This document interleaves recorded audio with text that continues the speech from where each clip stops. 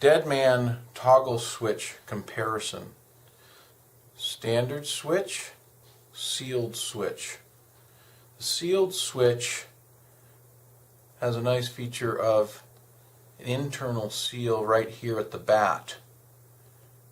The body is a riveted body in 4 locations all the way around, nicely sealed, and the electrical connections are with screwed terminals.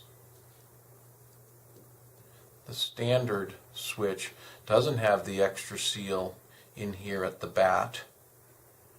It has a push-on electrical connection and a bent-over metal tab to hold the switch together. Call for pricing.